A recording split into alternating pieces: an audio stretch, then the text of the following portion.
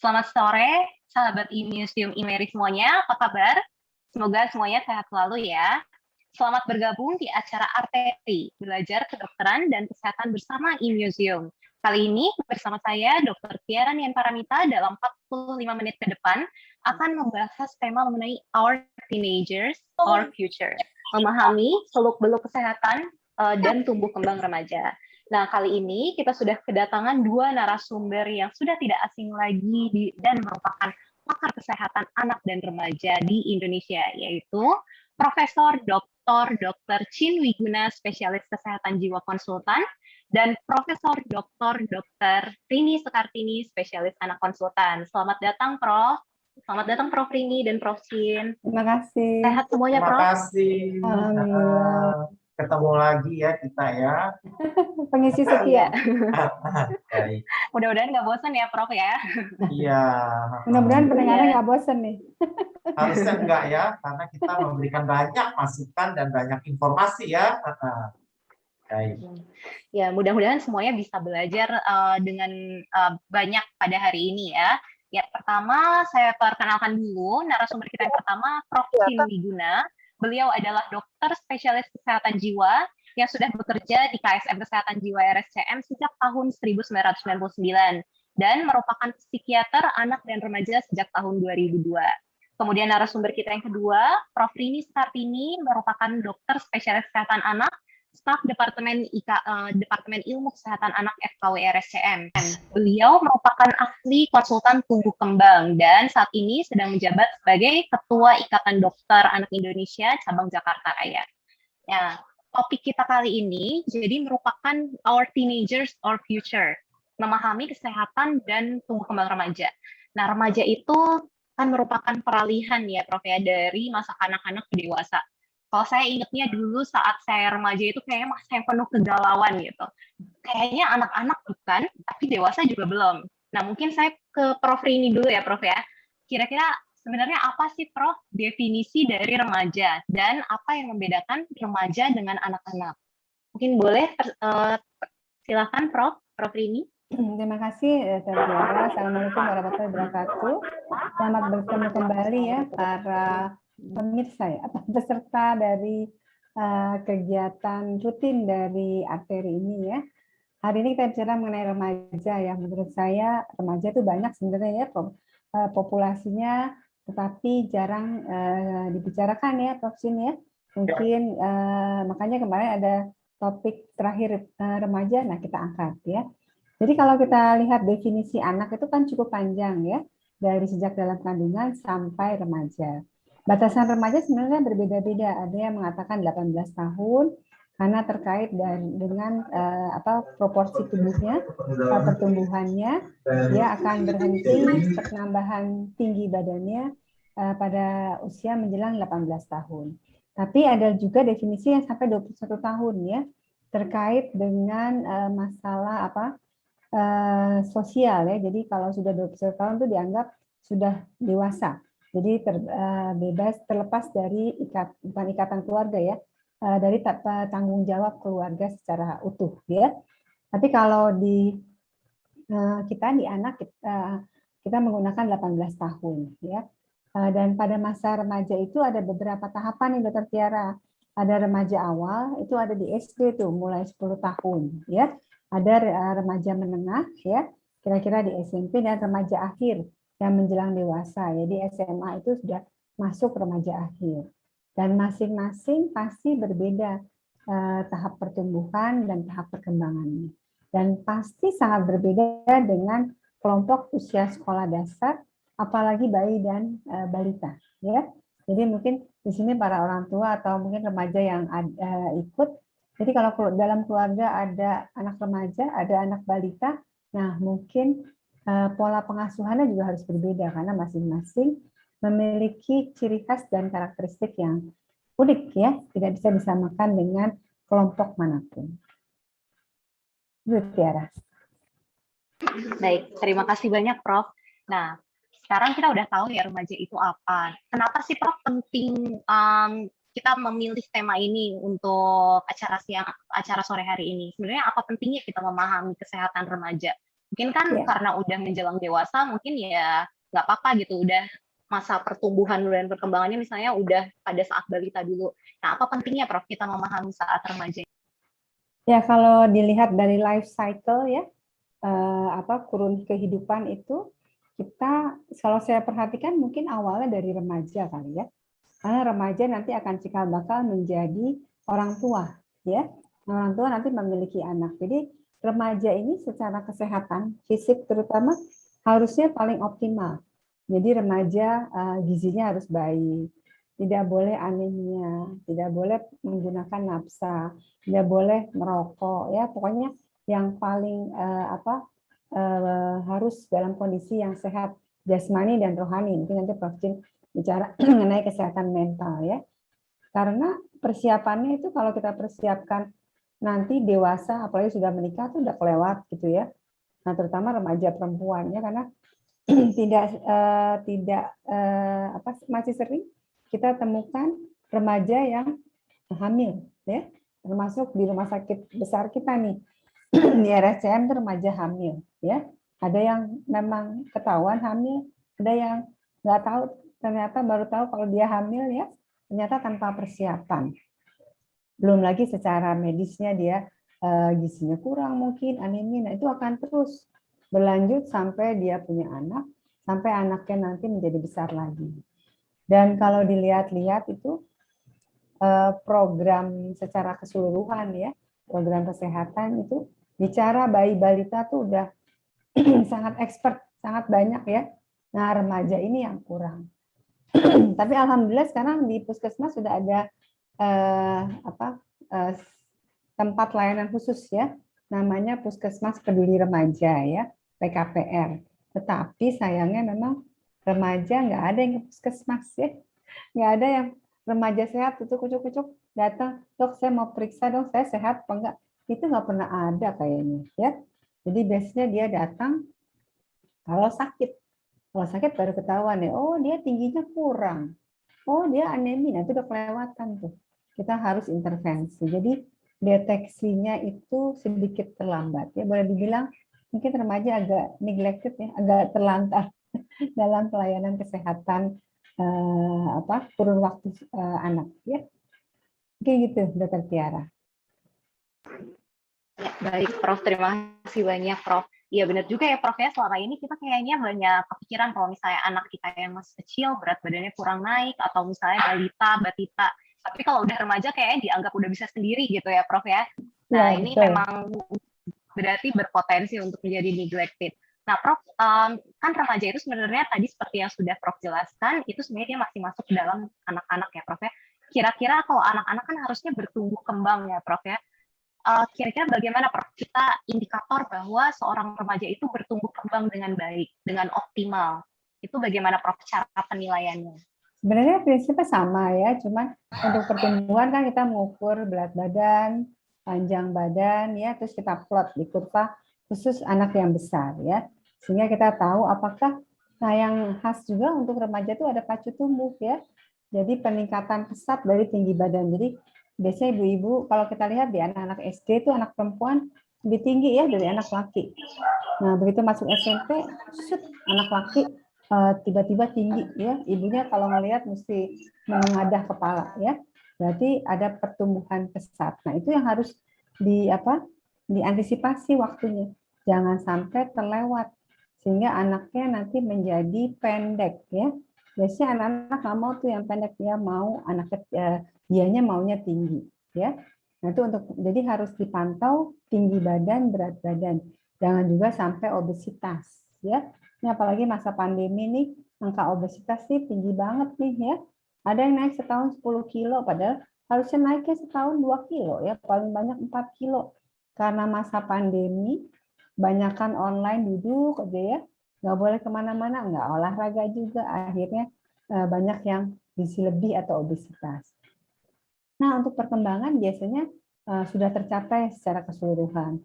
Tapi anak remaja harus kita nilai apakah ada masalah gangguan perilaku ya, apakah ada yang menggunakan nafsa ya. Nah sekarang ada lagi adiksi internet ya Prof Sin ya, ini Prof Sin akan menyampaikan itu banyak sih di usia remaja ya. Kemudian satu lagi ada yang gangguan tidur ya, atau memiliki masalah emosi sosial ya. Kalau perkembangannya harusnya sudah tercapai, tapi lebih banyak kita harus deteksi ke arah gangguan sosial, emosi, perilaku ya. Dan remaja itu kebanyakan hidupnya sama temennya ya. Jadi kalau Zoom ini sama temennya bisa lama nih. Kalau ngobrol sama ibunya sebentar ya. Tapi kalau ngomong sama temennya bisa lama ya. Jadi pemantauannya sama. Untuk pertumbuhan minimal setahun sekali. Ukur berat badan dan tinggi badan, jangan juga setiap hari ya. Nanti bingung kok nggak naik-naik. Jadi minimal 6 bulan, paling lambat setahun sekali. Gitu Dokter Tiara.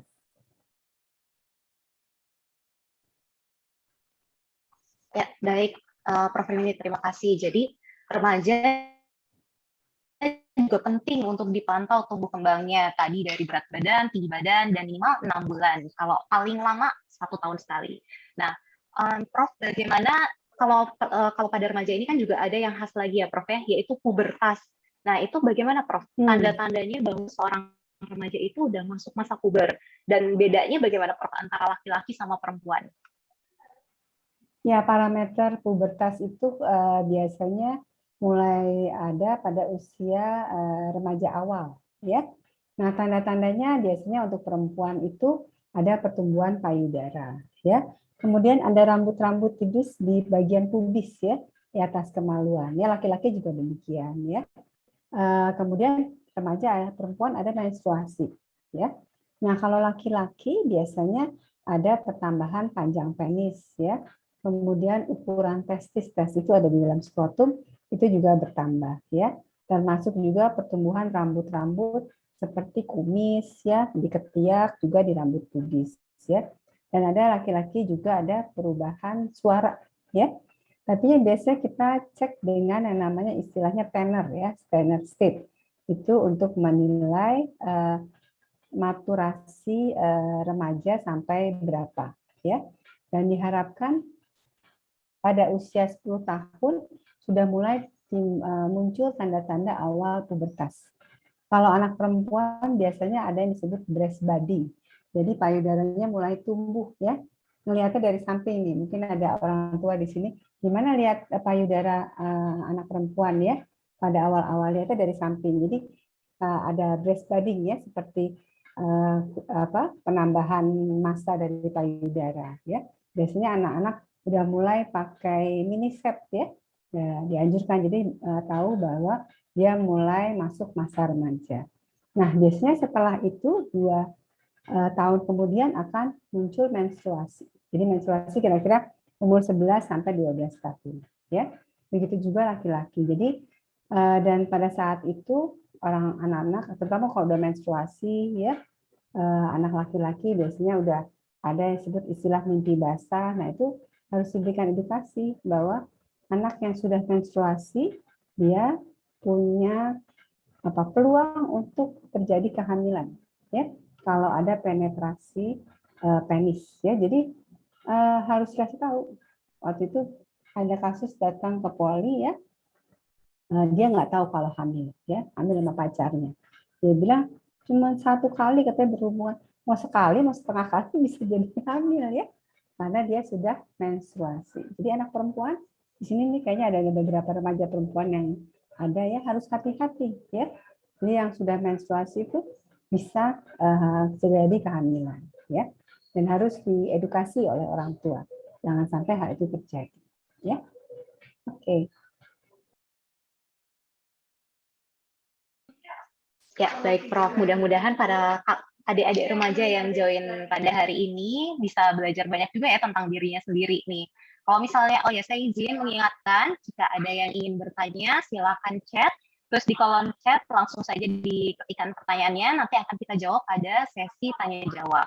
Nah, Prof, tadi menyambung dari pubertas ya, Prof. Kalau misalnya pubertas itu kan kadang ada yang suka khawatir, aduh saya udah 15 tahun tapi belum mens anak saya, atau saya dulu mensnya 17 tahun. Nah, itu kapan sih Prof seorang remaja itu dikatakan telat puber atau masih normal seperti itu? Atau Kalau misalnya telat puber, itu biasanya tanda-tandanya seperti apa, Prof? Ya, biasanya yang paling mudah dilihat kalau anak perempuan menstruasi, ya. Jadi menstruasi itu biasanya terjadi pada usia 11 sampai ya 15-16 tahun lah, ya. Jadi kalau belum terjadi menstruasi kita harus perhatikan, ya. Kadang-kadang anak yang gizinya lebih atau obesitas, menstruasinya suka terhambat, ya. Atau anak yang punya penyakit kronis, misalnya sakit talasemi, nah itu menstruasinya jadi mundur, ya. Nah, sebaliknya ada juga yang menstruasinya maju, 8 tahun udah menstruasi. Itu disebut pubertas precox, ya. Nah, itu pasti ada penyakit yang mendasari, ya. Jadi kurun waktunya kira-kira 11 tahun sampai 15 tahun, ya. Jarang yang memang ada faktor genetik tadi, ya. Orang tuanya ternyata orang tuanya juga 16-17 tahun, ya. Itu bisa menjadi bagian mengapa dia mengambil waktu yang paling akhir untuk menstruasinya, ya. Kalau khawatir segera konsultasi untuk melihat bagaimana hormonnya dan lain-lain. Ya, baik Prof. Terima kasih banyak Prof. Nah, ini tadi Prof menyambung pada yang sakit kronik. Di RSCM ini saya kayaknya banyak melihat pasien-pasien remaja yang sakit kronik ya Prof. Seperti misalnya talasemi tadi yang sudah disebutkan, atau diabetes mellitus, sakit ginjal, dan sebagainya. Nah, bagaimana ya Prof cara memelihara kesehatan remaja, dan apakah penyakit-penyakit kronik tersebut dapat dicegah atau tidak Prof?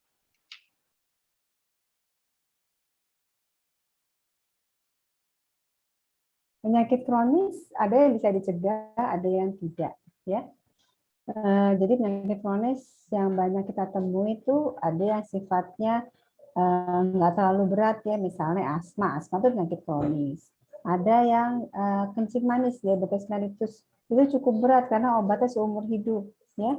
Talasemi juga bisa harus terus-terusan mendapat transfusi, ya. Tapi talasemi itu bisa dicegah. Kalau nanti mencari pasangan, sebaiknya mencari pasangan yang tidak mempunyai karier gitu, ya. Jadi yang bersih gitu, ya, tidak punya gen ke arah talasemi, sehingga nanti anaknya mudah-mudahan tidak terkena talasemi, ya.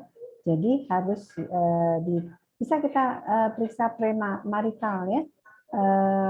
Bukan berarti kalau ternyata pacarnya atau pasangannya ada pembawa, ya, kemudian dia talasemi, terus nggak jadi menikah. Boleh aja menikah, tapi dia mungkin tidak memiliki anak, ya, karena resikonya bisa memiliki anak dengan talasemi yang berat, ya. Jadi penyakit-penyakit kronis itu ada yang bisa dicegah, ada yang tidak bisa dicegah.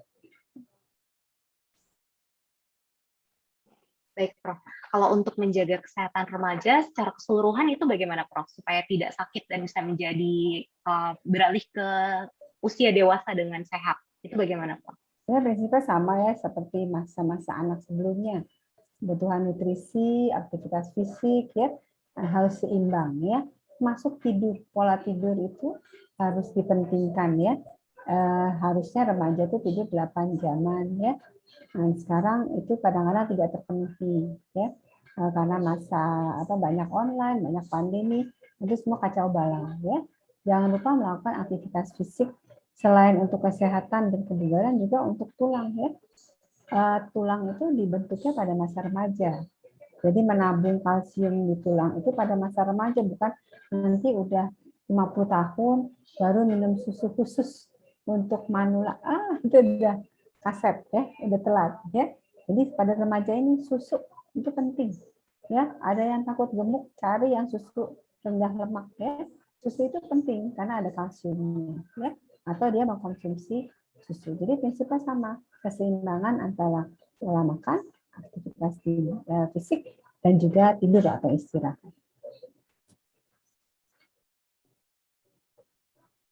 Prof, ini ada mungkin saya lanjutin sama ada pertanyaan nih, Prof, yang masih nyambung. Katanya kalau misalnya tidur, tadi kan kita menyinggung tidur ya, Prof, ya. Kalau misalnya tidur siang, itu apakah bisa mempengaruhi pertumbuhan tinggi nggak, Prof?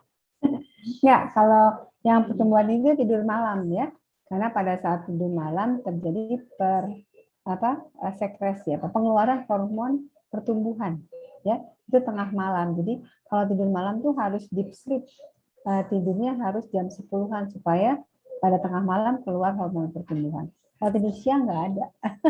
Dan di atas 4 tahun biasanya kita tidak anjurkan untuk tidur siang. Ya.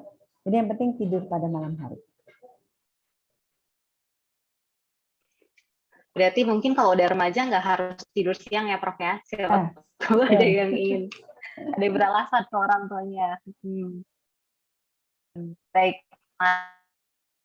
Nah, yang penting tuh tidur malam nih. Mudah-mudahan papa mama, para remaja yang ikutan di sini bisa ini ya. Yang penting tuh tidur malam minimal 8 jam untuk biar bisa tubuhnya tinggi dan bisa menjaga kesehatan secara keseluruhan juga. Nah, mungkin sekarang saya izin beralih ke Prof Chin ya, Prof ya. Nah, Prof, pada masa remaja ini kira-kira kan sepertinya banyak sekali perubahan yang terjadi pada masa remaja. Nah, secara mental kira-kira apa perubahan terbesar yang terjadi pada remaja? Dan ciri khasnya itu bagaimana, Prof? Perubahan emosi pada remaja. Baik, selamat sore ya semuanya ya. Di sini banyak remaja dan juga orang tua ya. Membicarakan tentang remaja, hal yang menarik ya. Tadi Prof ini banyak cerita tentang perkembangan fisik dan juga pertumbuhan ya. Jadi kalau kita melihat dari mental, mungkin yang paling berasa pada remaja adalah perkembangan dari emosinya kali ya. Emosi itu kan terkait dengan apa ya, bagaimana sih perasaan seseorang, dan perasaan seseorang itu sangat terkait dengan pikiran mereka ya, apalagi di masa-masa remaja ini ya. Kalau kita melihat dari berbagai sudut pandang atau berbagai perpustakaan, ternyata remaja itu seringkali dibilang adalah fase-fase yang penuh dengan gejolak sebenarnya. Tadi perubahan dari hormonal, juga perubahan daripada fisik itu sendiri, kadang-kadang membuat remaja itu menjadi tidak nyaman, terutama mereka yang mulai masuk di usianya misalnya 11 tahun ya. Begitu dia masuk 11-12 tahun, perubahan fisiknya begitu terasa menonjol sebenarnya ya buat remaja ini berbeda. Laki sama perempuan beda, di antara laki-laki juga beda juga, di antara perempuan juga ada yang berbeda.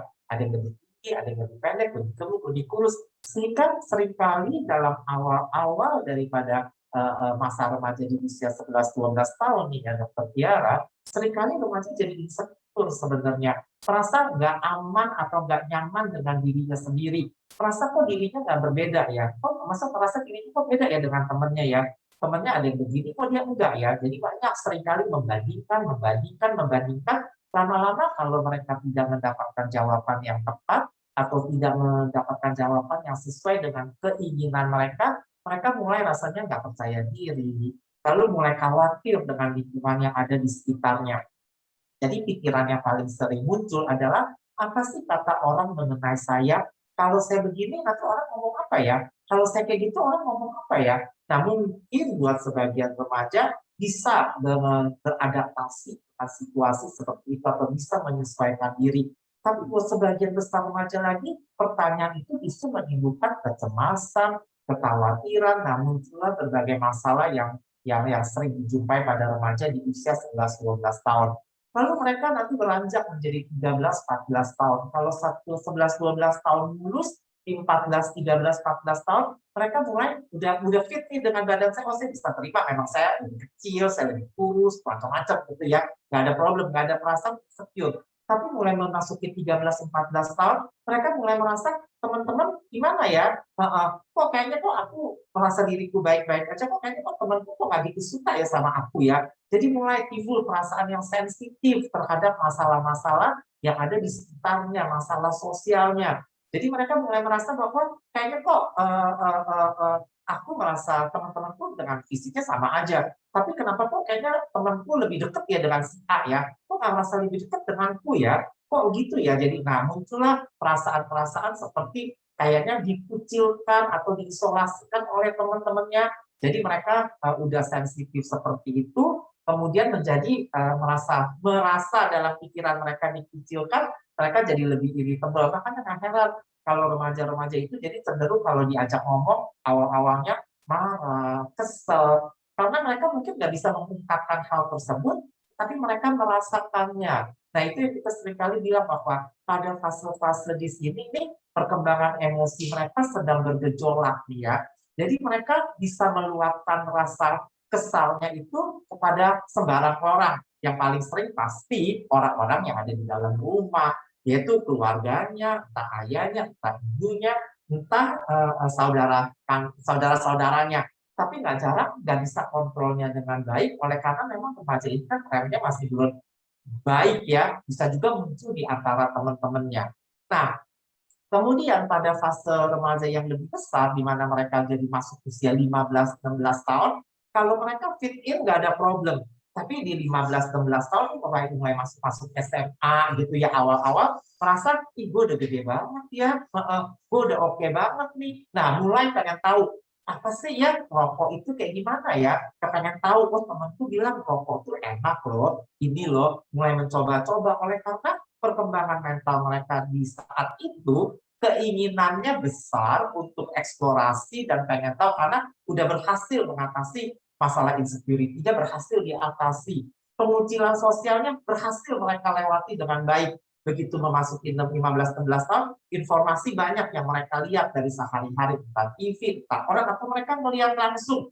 Apa sih kalau orang itu misalnya contohnya, rokok apa sih enaknya, kok keren ya, melihat iklan rokok ya, duduk di atas motor gede, kemudian terus ngerokok, kayaknya kok di foto keren banget ya, gue juga kepengen nih kayak gitu. Nah, kadang-kadang muncul tuh pikiran kayak gitu. Mereka belum punya, kembali lagi karena lobus prefrontal, otak bagian depannya belum berkembang dengan baik, remnya nggak kenceng. Jadi akhirnya karena tuntutan keinginan dalam diri mereka yang besar, maka akibatnya mulailah kalau mereka tidak berhasil, keluarga tidak berhasil menggiring, maka mereka terperosoklah ke hal-hal yang lebih-lebih yang cenderung berbahaya. Makanya itu disebut sebagai fase-fase yang impulsif sebenarnya pada remaja ini. Seringkali bertindak sebelum dia berpikir. Nah, ketika semua itu dilewati dengan baik, tentunya akhirnya adalah remaja akhir 17 sampai 21 tahun ya. Mereka udah kita anggap sebagai usia transisi. Kalau semuanya berlangsung dengan baik, tentunya ujung-ujungnya adalah kemampuan mereka untuk mengontrol diri mereka menjadi lebih baik. Mereka tahu mana yang harus mereka hindari, mana yang harus mereka jalani sebagai seorang kita anggap sebagai dewasa muda ini. Itu kali tahapan perkembangan mentalnya Dr. Tiara. Wah, luar biasa. Detail sekali, Prof. Terima kasih, Prof. Jadi Ya. tercerahkan nih. Nah, Prof, tadi kan berarti yang normal seperti itu ya, Prof ya. Nah, kapan sih seorang remaja itu sudah waktunya untuk meminta bantuan? Bahwa ini kayaknya masalah nih, ada masalah emosi pada remaja ini gitu. Kapan orang tua dan remaja bisa mengenali bahwa ini sudah waktunya untuk meminta bantuan profesional seperti psikiater, seperti itu, Prof. Bagaimana?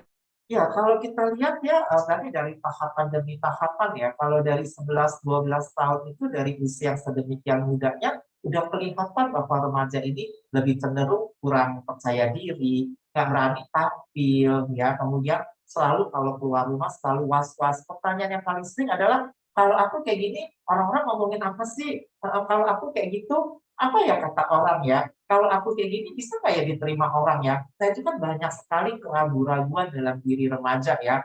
Nah, kalau misalnya hal-hal seperti ini sudah muncul, saya rasa saatnya dia dibawa untuk konsultasi kali ya. Terlepas dari ada masalah atau tidak ada masalah, tapi pertanyaan-pertanyaan seperti itu perlu dijawab. Kadang-kadang orang tua udah menjawab, tapi sifat remaja beda. Mereka merasa bahwa orang tua itu hanya menyenangkan aku. Ini sering kali saya jumpai pada remaja-remaja. Jadi mereka kurang yakin dengan kata orang tuanya. Jadi kalau dibawa untuk konseling, konsultasi, mereka mungkin akan mendapatkan insight-insight atau kesadaran diri yang lebih baru. Yang pertama. Yang kedua, kalau remaja itu ada terjadi perubahan perilaku yang mendadak, juga harus segera dibawa untuk konsultasi. Misalnya tadinya baik-baik aja, cenderung happy, cenderung biasa-biasa aja di dalam rumah, tapi tiba-tiba jadi ngurung diri, tiba-tiba jadi emosinya nggak stabil. Tadi kan misalnya 13-14 tahun, dia lebih irritable, fase-fase yang sensitif. Kok jadi dikit-dikit marah, dikit-dikit nangis, dikit-dikit kemudian mogok makan, mogok sekolah. Nah, kayaknya tuh udah model-model seperti itu, kelihatannya udah harus berkonsultasi ya. Karena pasti ada sesuatu konflik yang tidak bisa mereka selesaikan, akibatnya munculnya ke alam sadar mereka berupa emosi-emosi yang tidak bisa mereka kendalikan. Nah, itu juga perlu, atau yang paling sering muncul juga tadi Prof ini juga udah bicara, yaitu problem tidur. Itu juga merupakan hal yang perlu disadari oleh remaja. Apalagi sekarang di masa pandemi ya, dengan banyak bersekolah di rumah, kegiatan seluruh di dalam rumah, makanya kegiatan-kegiatan yang cenderung memakai memakai internet dalam arti gadget dan sebagainya semakin meningkat. Nah, kalau kelihatannya mereka mulai kehilangan tanggung jawabnya untuk belajar, mulai kehilangan tanggung jawabnya untuk melakukan tugas dan tanggung jawab mereka, yaitu sekolah mulai diabaikan, itu juga harus mulai dipikirkan untuk dibawa berkonsultasi. Itu, Dokter Tiara. Saya sedikit nyambung dong, Dokter Tiara. Nah, ini Prof. Chin kan untuk konsultasi ya, misalnya ke psikiater nih. Terus anak-anak tuh suka takut suruh ke psikiater. Karena itu jadi bagaimana ya? Maka buat psikiater tuh kan mereka anggapnya orang yang tangani psikiater tuh yang sudah sakit jiwa gitu ya. Saya bilang dia nggak sakit jiwa, aku nggak mau ke psikiater. Itu gimana tuh mensiasatinya tuh, Prof. Chin? Ya, terima kasih Prof. Ini memang kita sedang bekerja keras ya untuk mengurangi stigma seperti ini ya. Sebenarnya ini jadi stigma sebenarnya ya, karena mungkin ya karena psikiater dianggap hanya menangani orang-orang yang sakit jiwa, bahkan sakit jiwa berat misalnya ya, seperti orang skizofrenia yang pikirannya kacau, perilakunya kacau. Tapi dalam kenyataannya kita terutama psikiater anak dan remaja justru jarang banget menangani kasus-kasus yang seperti itu sebenarnya ya.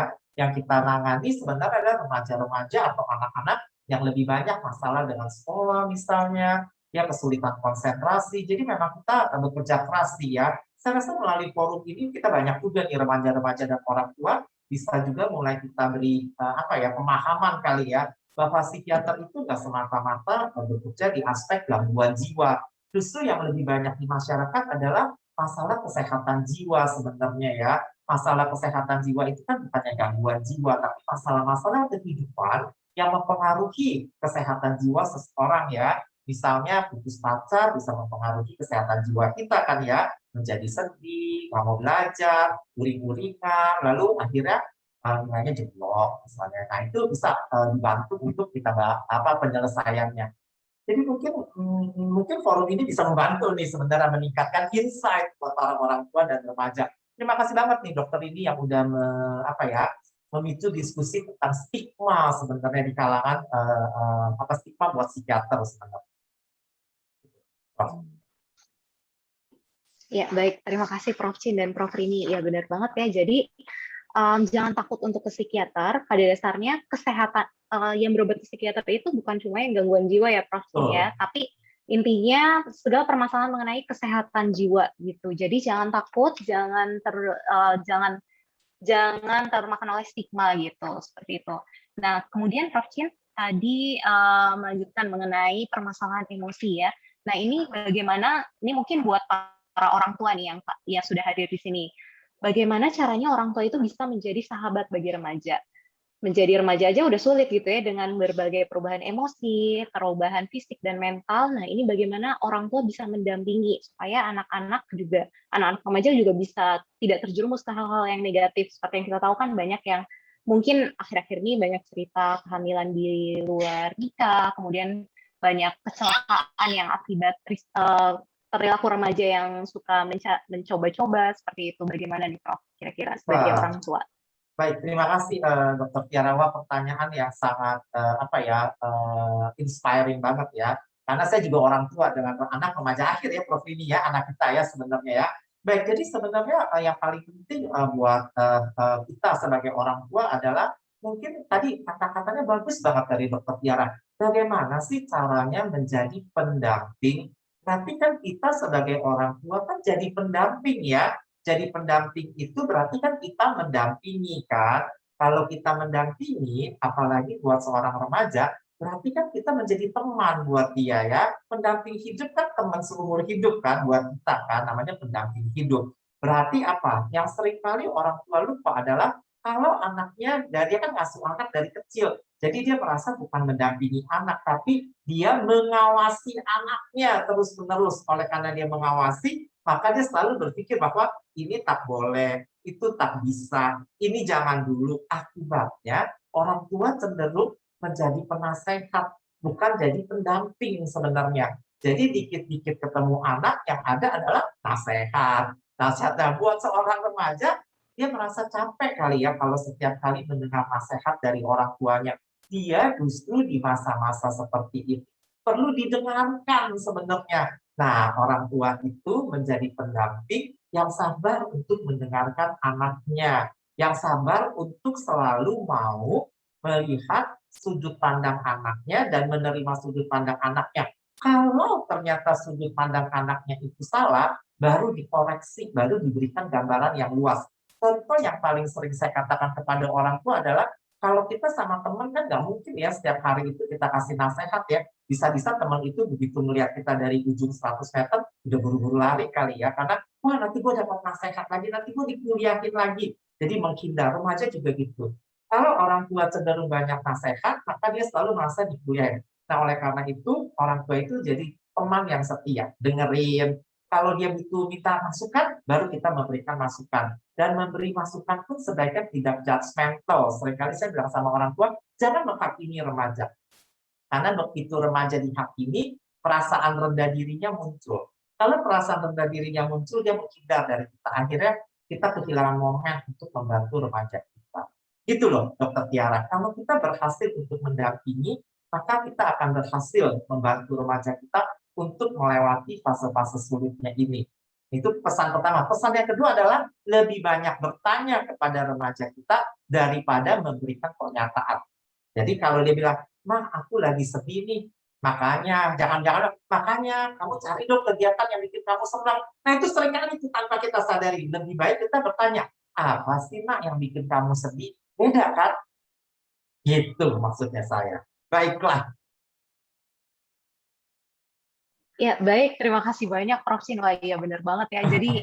Jadi sahabat, jangan menghakimi. Kalau misalnya remaja anak kita bercerita kalau sedih, ya jangan ditanya kenapa ya, jangan dijudge, malah jangan dijudge seperti itu Iya, ya. betul. Nah, Belum tahu masalahnya, udah belum dijudge. juga Wah, tahu. kasihan. Iya. iya, yang ada malah nanti takutnya menjauhkan remaja dari orang tuanya ya, Prof. Ya, kalau seperti itu. Betul. Nah, mungkin kalau dari Prof ini bagaimana, Prof? Apakah untuk gimana, Prof, untuk orang tua agar bisa menjadi pendamping seorang anak remaja? Ini di salah satu pertanyaan ada nih, mungkin remaja tadi yang nanya ya, bagaimana dia bilang dia sering merasa orang tuanya mengabaikan cerita saya dan tidak pernah mengapresiasi apapun Iya, prestasi ada ya. beberapa pertanyaan. Jadi itu pasti adalah orang tua ya, Prof. Cin ya. Memang kan kita tahu nih, kita nggak punya sekolah orang tua ya. Kita menjadi orang tua ya, begitu deh alamnya ya. Tarik ulur kita belajar. Teori-teori memang ada tadi Prof. Cin sampaikan. Cuma memang dalam penerapannya kata-kata tadi makanya ya, jangan tuh selalu keluar ya di awal kata, bukan di akhir kata ya. Jadi menggali memang itu harus berlatih. Ada juga mungkin yang lupa bahwa anaknya sudah masuk remaja. Ya seperti anak balita terus nih. Apalagi kalau anaknya satu ya, anak tunggal, wah itu tidurnya aja masih bareng. Ya. Jadi dia sangat tergantung dengan orang tua.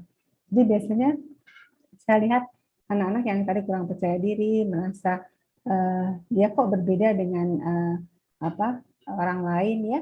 Tapi kalau di rumah dia happy-happy aja karena orang tuanya selalu mengencourage dia ya. Tidak masalah. Jadi kalau anak tuh harus diberikan kepercayaan. Jadi tarik ulur ya. Jadi kita boleh berteman, tapi harus ada batasannya juga. Dan rasanya kalau remaja boleh diberikan tanda kutip punishment kalau kesepakatan yang sudah terjadi, misalnya pergi bermain, boleh ya, ada jamnya. Kemudian dia melanggar aturan jam itu, nah itu kita boleh berikan peringatan istilahnya ya. Peringatan untuk lain kalinya bermainnya tidak boleh dulu ya. Jadi sifatnya harus tarik ulur. Yang penting kita harus memberikan kepercayaan kepada anak dan lihat hasil akhirnya ya. Kalau Prof. Chin kan anaknya ada masih, saya ada satu yang remaja akhirnya SMA ya. Itu kalau melihat dia belajar saya stres sendiri ya. Akhirnya saya nggak pernah kasih komentar ya. Tapi terakhir dia ujian dia nomor 1. Padahal belajarnya kayaknya sambil tidur ya. Sambil tidur, kalau nggak dibangunin nanti dia ternyata hasilnya bagus gitu ya. Jadi tadinya awal-awalnya saya sendiri selalu pengennya komentar gitu ya. Kenapa sih begini? Tapi akhirnya ya udah emang dia pola belajarnya seperti itu. dan dia masuk kok belajarnya, hasilnya juga memuaskan gitu ya. Ya sudah, memang orang-orang kan masing-masing anak kan punya ciri khas belajar ya. Ada yang sambil jalan-jalan, sambil dengerin musik, ada yang harus konsentrasi ya. Jadi semakin dewasa, mengarah dewasa muda, dia sudah mulai punya pola tersendiri. Jadi biarkan saja dia berkembang, tapi tetap harus diawasi. Tapi tidak melekat kali ya Prof. Sin ya. Dan kalau remaja kan tidurnya pasti harus terpisah dari orang tua. Jadi dia punya privacy, ya. Termasuk kalau mau masuk, kita harus menanyakan boleh nggak masuk, ya. Jadi harus ada privacy antara remaja dan orang tua. Ya, tambahan sedikit ya Prof. Ini ya, saya setuju banget sih dengan Prof. Ini, karena setiap orang itu unik sih sebenarnya ya. Jadi buat remaja juga memiliki keunikannya sendiri ya. Keunikan dalam arti ya tadi pola belajarnya ya tentu berbeda. Namun ada satu hal yang mesti kita pegang juga, bahwa tugas tanggung jawab mereka harus terselesaikan, bahwa mereka menjalankan tugas dan tanggung jawabnya dengan baik ya, dengan segala keunikannya ya.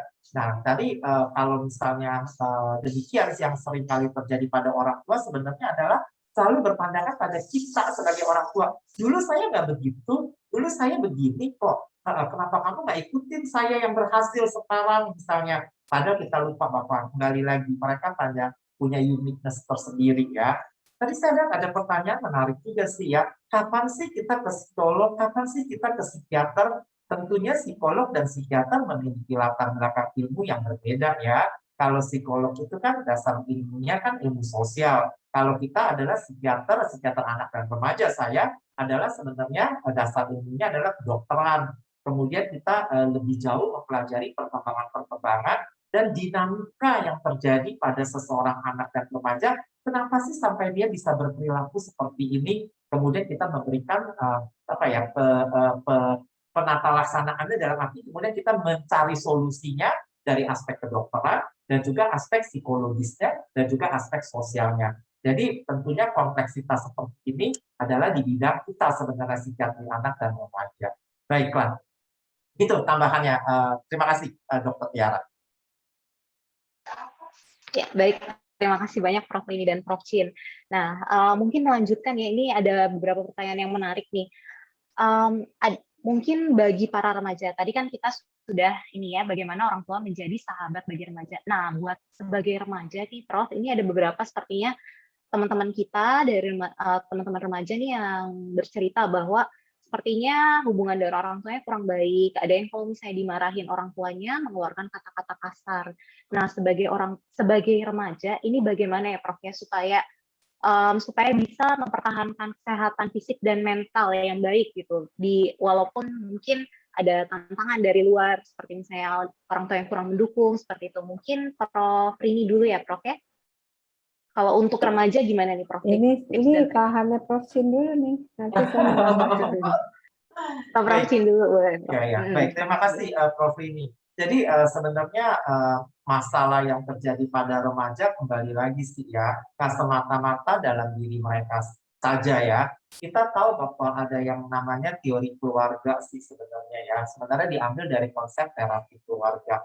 Di dalam teori atau konsep terapi keluarga itu mereka mengatakan bahwa jikalau salah satu anggota keluarganya bermasalah, maka semua anggota keluarga juga ikut jadi masalah sebenarnya. Nah, oleh karena itu kembali lagi kalau misalnya orang tuanya selalu mengeluh remajanya bermasalah, yang sering kali saya lakukan adalah saya bertanya juga kepada orang tuanya, kalian ini seperti apa sih sebenarnya? Bagaimana sih pola asuhnya? Sehingga jangan-jangan pola asuh yang diterapkan di dalam keluarga justru yang memicu remajanya itu jadi bermasalah. Misalnya tadi orang tuanya seringkali berkata-kata kasar, atau orang tuanya bertindak secara kasar, jangan-jangan bukan dari remajanya, dari sekarang aja, tapi dari kecilnya si remaja ini udah melihat orang tuanya modelnya seperti itu, berkata-kata seperti itu, bertindak seperti itu. Apakah kalau sekarang remajanya menjadi seperti itu bukan karena modeling dari keluarganya atau modeling dari orang tuanya? Nah, oleh karena itu kita membutuhkan refleksi sih sebagai orang tua, apalagi kita bilang orang tua zaman now sekarang ini bukan hal yang mudah. Karena selain mencari nafkah, kita juga harus bisa menjadi model buat anak kita sebenarnya. Bagaimana bertindak dan bertutur kata sebenarnya. Kan sering kan ya ada peribahasa ya, air cucuran dari atap jatuhnya nggak jauh-jauh juga di situ-situ juga. Nah, bagi orang tua perlu melakukan refleksi sih sebenarnya ya. Apakah tepat berkata-kata kasar di depan remajanya? Apakah tepat bertindak kasar di depan remajanya? Jadi kalau orang tuanya bisa bertindak halus dengan orang lain, kenapa dengan remajanya dia tidak bisa melakukan hal yang sama agar remajanya juga bisa baik seperti dirinya? Saya rasa itu kali dari saya ya. Baiklah. Terima kasih Dr. Tiara ya. Ya, baik. Terima kasih, Prof. Chin. Nah, ini banyak banget ya pertanyaan sejauh ini ya. Mungkin saya satu hal lagi yang ingin saya tanyakan nih kepada Prof. Chin dan Prof. Rini. Nah, mengenai sex education. Nah, ini kan sekarang lagi rame ya, Prof. ya. Kayaknya banyak dengan seiring perkembangan zaman, media sosial dan sebagainya, mungkin sebagai orang tua agak-agak sulit nih untuk mengontrol perilaku dan pergaulan anak masa kini. Nah, kira-kira kalau mengenai sex education, itu apakah kapan kita mulai memberikan edukasi mengenai kesehatan seksual? Apakah kita tunggu sampai remajanya bertanya, atau mungkin ada usia-usia di mana kayaknya emang udah harus dikasih nih usia segini gitu? Atau menunggu dia puber dulu atau bagaimana nih? Mungkin saya mulai dari Prof. Rini dulu ya, Prof. ya. Ya, benar. Jadi sebenarnya kalau dilihat dari kurun waktu remaja awal itu, di mana belum ada menstruasi itu boleh kita perkenalkan ya. Cuma kalau anak perempuan kan udah ada breast body ya. Misalnya sepele kalau udah ada tumbuh payudara, kita harapkan anak menggunakan miniset namanya ya atau BH ya, supaya dia bisa tertutup ya. Kemudian kita jelaskan kenapa harus ditutup dan lain-lain. Lalu selanjutnya kita lihat bahwa di dalam tubuhnya akan terjadi perubahan-perubahan, termasuk perubahan bentuk tubuh, ya, kemudian juga pertumbuhan rambut-rambut, itu harus dijelaskan secara perlahan, ya. Walaupun memang saya lihat di sekolah muatan kesehatan reproduksi itu sudah disampaikan juga, ya, dan biasanya mereka antar temannya juga sudah saling berbagi. Tetapi yang kadang yang belum mereka pahami adalah kalau dia sudah menstruasi, itu adalah sesuatu yang penting karena kapanpun dia bisa mengalami kehamilan. Kalau terjadi penetrasi penis ya, itu bisa saja terjadi kapanpun ya. Jadi memang anak-anak yang sudah menstruasi harus benar-benar dijaga perilakunya. Misalnya sepele, dia harus menggunakan pakaian yang sopan ya. Jangan sampai dengan perilakunya dia itu mengundang orang lain untuk mencelakai anak tersebut ya. Jadi itu harus kita ajarkan sejak awal dan juga kita perlu contohkan ya, vaksin tadi jangan sampai nyuruh anaknya pakai baju gini terus ibunya suka-suka hati ya pakai baju ya. Nah, itu harus diberikan contoh ya bagaimana harus menggunakan pakaian yang sopan terutama kalau keluar ya. Dan itu harus dijelaskan konsekuensinya. Kalau dia hamil itu waktu dia nggak bisa sekolah, macam-macam deh rentetan panjangnya ya. Jadi itu harus perlu disampaikan dan mungkin nggak cukup sekali ya, harus berkali-kali ya. Terus di sini kan ada pertanyaan juga kenapa kalau lagi remaja sering stres ya, kemudian emosinya labil ya.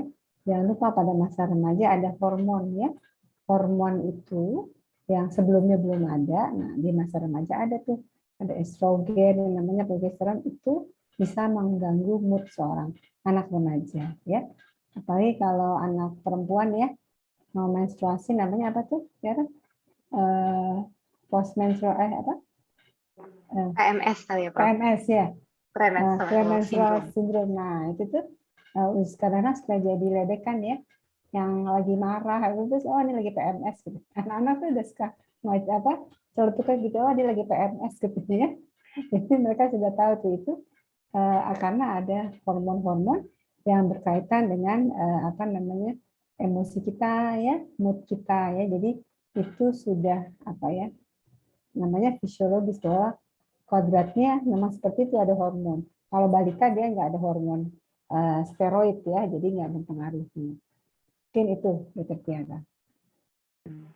Baik, terima kasih Prof. Rini. Nah, kalau tadi mungkin untuk anak perempuan ya Prof ya, mengenai menstruasi dan kehamilan. Kalau pada anak laki-laki, apa yang perlu kita terangkan dalam sex education terhadap anak laki-laki Prof? Mungkin ini ada Ya, pertanyaan juga tadi, apakah semua anak laki-laki pasti mimpi basah atau tidak? Gitu, Prof. oh iya. Biasanya hampir semua ya ada kejadian mimpi basah.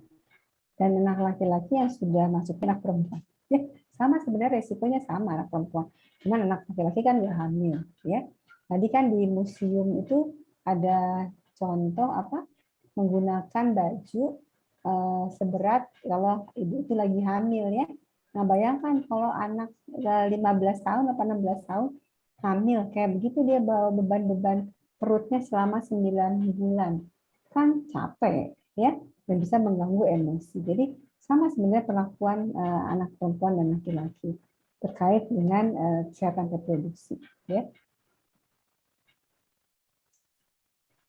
Ya, baik. Terima kasih banyak Prof. Rini. Nah, mungkin kalau dari Prof. Chin bagaimana Prof?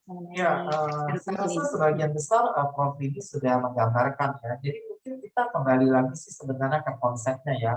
Pendidikan seks atau pendidikan seksual itu sebenarnya tujuan utamanya adalah mengajari atau bukan mengajari, mengedukasi setiap remaja ini terkait dengan kesehatan reproduksi ya sebenarnya ya. Jadi jangan menganggap bahwa pendidikan seks itu mendidik tentang hal-hal seksnya yang ditonjolkan, tapi sebenarnya namanya pendidikan seks lebih condong dari kita sebut pendidikan seksual, namanya sexual education. Jadi mengajari mengenai sebenarnya bagaimana sih menjaga agar kita punya organ reproduksi itu bisa sehat, terhindar dari pelecehan seksual, terhindar daripada penyakit menular seksual. Jadi sebenarnya kepada anak-anak itu sejak mereka di usia dini itu sudah mengajari bahwa ada organ-organ seksual antara laki-laki dan perempuan itu berbeda. Itu pada usia yang sedini mungkin, bukan di usia remaja sebenarnya ya. Sejak mereka masih kecil pun kita udah ajarin kalau perempuan pakai rok, laki-laki pakai kaos, celana pendek, celana panjang. Jadi udah ada perbedaan-perbedaan karena memang kita antara laki-laki dan perempuan karakteristik fisiknya memang berbeda. Nah, makanya diajarin ini adalah organ seksual perempuan, ini organ seksual laki-laki, sehingga kalau mereka kenal dan mereka bisa diajari bahwa ini milikmu loh, kamu harus jaga baik-baik, sehingga menghindari hal-hal yang tidak diinginkan di kemudian hari ya, termasuk kekerasan, pernikahan di usia muda tadi Prof. Ini udah katakan itu adalah semuanya terkait dengan kesehatan reproduksi. Kalau kamu hamil di usia muda, fisiknya kamu mungkin belum udah bisa dibuahi, tapi fisik dan mental kamu mungkin belum sanggup untuk mengatasi kehamilan itu sendiri gitu loh. Kamu bisa melahirkan tapi kamu belum sanggup untuk mengasuh. Nah, itu kan terkait dengan kesehatan reproduksi juga sebenarnya, dan kesehatan mental mereka juga. Nah, jadi hal itu perlu diingatkan dan diedukasi, termasuk perilaku-perilaku seksual yang tidak aman. Karena kalau mereka tidak memahaminya, remaja itu tadi impulsif. Khawatirnya mereka pengen tahu. Kalau mereka pengen tahu, maka bisa, kalau mereka nggak diedukasi sedini mungkin, mereka nggak bisa mengontrol perasaan dan apa ya, dorongan-dorongan seksual yang timbul pada saat itu. Nah, itu yang semuanya harus kita berikan dalam pendidikan seksual ini. Jadi nggak kita bilang nggak harus di remaja, tapi sejak dini pun udah kita ajarin secara bertahap sesuai dengan usia perkembangan mereka. Gitu loh, Dr. Tiara. Ya, baik, Prof. Terima kasih banyak. Nah, mungkin satu lagi tambahannya ya, Prof. Ya. Kalau misalnya pas remaja ini kan lagi masa eksplorasi nih. Kalau perilaku masturbasi pada remaja perempuan dan laki-laki itu bagaimana, Prof? Kira-kira apakah itu termasuk gangguan atau tidak? Mungkin ke Prof. Rini dulu, Prof. Masturbasi masuk di normal? kalau untuk remaja saya tidak tahu pas nih Prof. Chin. Masturbasi itu ada di ICD-10 ya. Berarti masalah kelainan atau tidak ya Prof. Chin? Tidak sih ya, kecuali kalau dia masturbasinya eksesif, baru kita bilang dia mengalami gangguan pengendalian impuls kali ya, Prof. Ya. Karena kan eksesif ya, berarti berlebih-lebihan ya, sampai menimbulkan kendaya ya. Menimbulkan kendaya berarti menimbulkan disfungsi ya, baik pada dalam arti kendaya itu dalam kehidupan dia sehari-hari, sehingga menimbulkan apa ya, fungsi dia sehari-hari menjadi terganggu, menimbulkan distres, penderitaan bagi dia, maka kita baru menganggap ini merupakan suatu gangguan. Tapi kalau masturbasi, kalau menurut saya, kan tadi ya, remaja itu kan memiliki dorongan-dorongan seksual, maka dia kan eksploratif, termasuk dia mengeksploratif tubuhnya sendiri ya. Kalau menurut saya, mungkin hampir setiap remaja pernah melakukan hal-hal seperti ini ya.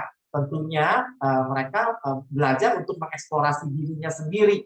Nah, tentunya setelah mereka tahu bahwa dalam berbagai bentuk apa ya, agama dan sebagainya tidak boleh, maka kan mereka belajar untuk mengendalikan dorongan itu. Dan semakin lama kalau dilatih, maka kan mereka bisa mengendalikannya.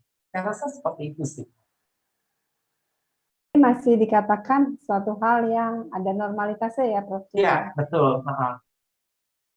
Tentunya tadi saya bilang ya, pada waktu mereka mengeksplorasi tubuhnya, mungkin mereka bisa melakukan masturbasi. Tapi tentunya kita akan memberikan mereka pemahaman-pemahaman bahwa tadi ya, kamu jangan sampai mengganggu organ reproduksi kamu yang sebenarnya belum saatnya kamu lakukan. Makanya saya bilang tadi, bahwa edukasinya itu harus berkesinambungan. Jadi pada saat di remaja, maka kita mengedukasi. Bagaimana sih bisa menjaga agar organ reproduksi kamu itu tetap sehat, dan kamu tetap merasa percaya diri, dan kamu tetap merasa bahwa baik-baik saja. Gitu kali ya dokter ini. Dan bagaimana mengendalikan hasratnya seksual itu sendiri sebenarnya. Jadi ini ya, kolom chat nih ada pertanyaan yang menarik nih ya.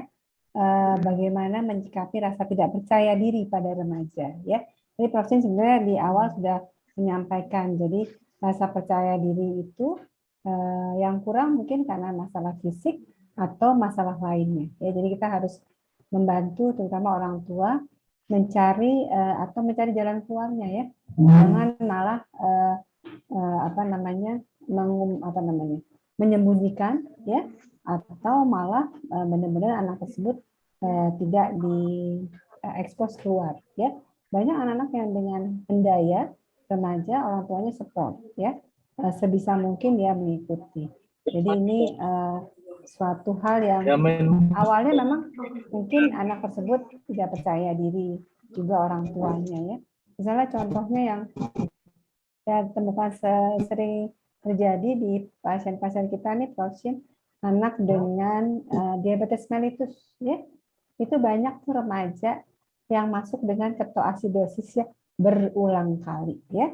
Nah, itu kan sebenarnya kesalahannya adalah compliance karena memang dia harus disuntikkan setiap hari, terus sehari berkali-kali ya. Lama-lama anak remaja ini pengen juga kan makan kayak temennya ya, kayak temennya enak-enak ya. Nah, itu akhirnya dia kan jadi kurang percaya diri, bisa terjadi masalah depresi ya. Tapi ada sekelompok anak yang cukup survive. Dia enjoy, menerima bahwa dia penderita diabetes mellitus, dia konsekuensinya harus dapat pengobatan seumur hidup, dan dia harus membatasi makannya ya. Lama-kelamaan mereka bisa menerima, tapi harus ada support group. Selain orang tua adalah biasanya teman ya. Kalau saya lihat anak-anak remaja yang penyakit kronis itu punya kumpulannya ya. Ada kalau nggak salah di diabetes mellitus itu ada IKADAR ya, Ikatan Keluarga dengan Diabetes Mellitus ya. Jadi support terapi itu terutama dari sesamanya itu sangat-sangat membantu. Jadi harus punya teman dekat gitu ya, satu yang bisa mensupport dengan baik ya, supaya tadi rasa percaya dirinya bisa timbul kembali ya. Kita banyak tuh Prof. Chin, Kak Ade, saya sampai pusing. Ini Kak Ade yang keempat kali, kenapa bisa begitu? ya, ini banyak juga sih kita sebenarnya membantu juga ya teman-teman dari endokrin untuk mengatasi rasa tidak percaya diri oleh karena mereka merasa berbeda dibandingkan dengan teman-temannya. Makanya mereka memerlukan psikoedukasi yang berkesinambungan dan menunjukkan bahwa orang memang mempunyai kelebihan dan kekurangan. Dan setiap orang kembali lagi adalah unik. Jadi juga remaja juga unik. Jadi seringkali kita katakan bahwa ya keunikan kamu adalah kamu membutuhkan suntikan setiap hari. Tapi kamu mempunyai keunikan lain sebenarnya yang perlu kamu banggakan. Kenapa difokuskan yang kecil, kita nggak fokus yang lain gitu loh. Jadi memang kita bantu mereka sih ya untuk meningkatkan insight seperti itu. Setuju banget dengan Prof ini kan?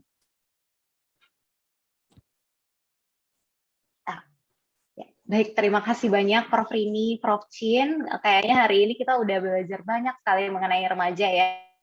Ini mohon maaf sekali karena keterbatasan waktu, jadi mungkin tidak bisa semua pertanyaannya dijawab. Dan terima kasih sekali kepada Bapak, Ibu, adik-adik remaja sekalian yang udah bertanya.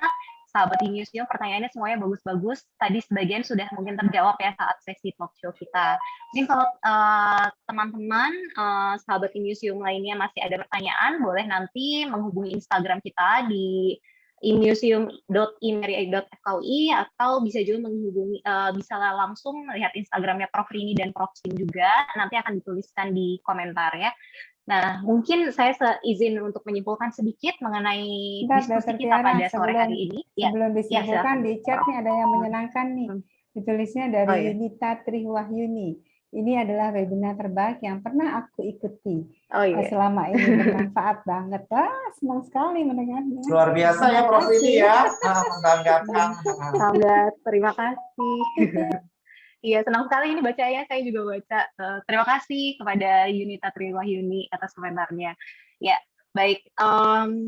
Saya izin simpulkan sebelum kita mengakhiri sesi kita hari ini, bahwa kesehatan remaja itu tidak kalah pentingnya dengan kesehatan anak.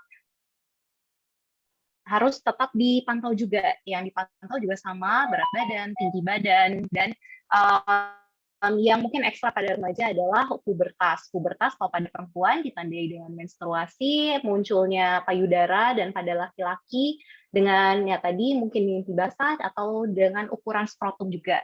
Nah, yang penting untuk menjaga kesehatan remaja yaitu adalah nutrisi yang ideal, yang baik, adekuat, kemudian aktivitas fisik yang rutin untuk menjaga kesehatan tulang juga. Kemudian jangan lupa tidur yang cukup, tidurnya malam ya, tidur malam minimal 8 jam dalam sehari. Kemudian, tadi juga banyak pertanyaan mengenai bagaimana cara biar remaja biar tetap pede dan bagaimana orang tua itu berperan dalam kesehatan mental remaja. Jadi orang tua harus berperan sebagai pendamping, mendengarkan dan jangan menghakimi. Jadi sebagai teman, lebih baik bertanya dan jangan menjudge. Kemudian mengenai pendidikan kesehatan seksual itu sejak dini, jadi tidak menunggu masa remaja tidak apa-apa, ajarkan mengenai organ-organ kesehatan reproduksi, dan kalau sudah remaja, apalagi sudah menstruasi, jangan lupa diingatkan kepada anak laki-laki dan anak perempuannya mengenai potensi kehamilan dan bahaya kehamilan pada usia remaja. Nah, terakhir untuk remaja dengan penyakit kronik, jangan khawatir, harus tetap pede. Solusinya adalah bergabung dengan support group. Mayoritas penyakit kronik di Indonesia sudah ada support groupnya, bisa di-search di media sosial. Dan kalau bisa juga memiliki seorang teman yang dipercaya, jadi bisa saling support, mungkin bisa dari teman-teman yang sesama penyakit kronik juga, jadi pengalamannya mirip-mirip juga. Ya, mungkin seperti itu yang bisa saya simpulkan pada diskusi kita hari ini. Mohon maaf kalau misalnya masih ada banyak pertanyaan yang tidak terjawab. Untuk pesan terakhir adalah seperti biasa, jangan lupa tetap di rumah saja, jaga physical dan social distancing, dan sampai ketemu pada talk show kami selanjutnya. Saya Dr. Tiara Nian Paramita, selaku host undur diri. Selamat sore, wabillahi taufiq wal hidayah. Wassalamualaikum warahmatullahi wabarakatuh.